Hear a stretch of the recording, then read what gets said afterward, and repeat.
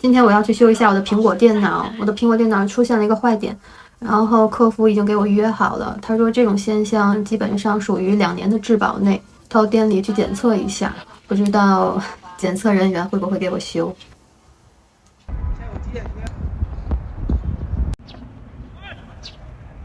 他们都在晒背，一会儿我也趴那儿。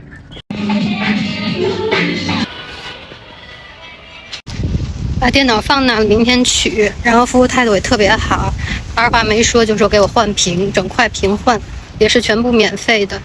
苹果的服务真的是没得说。我之前用别的牌子的电脑，在维修期维修的时候，服务人员就会跟你一通 battle， 所以后来我买电子产品我都懒得维修，有小毛病就凑合用，然后用不了就直接换新的。然后这次我还挺忐忑的，第一次修苹果的东西。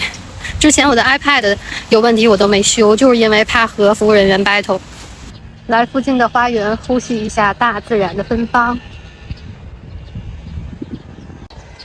能闻见青草的多芬，这有一种置身城市间转身丛林里的感觉。这是石榴树，看石榴花开的超级好看。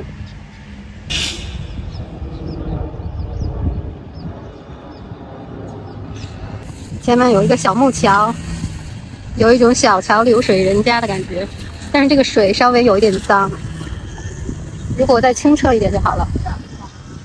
这是什么花？这是蔷薇吗？就算是世界末日，我也想在我的花园种满蔷薇。我喜欢黄色的花朵。为什么我喜欢黄色的花呀？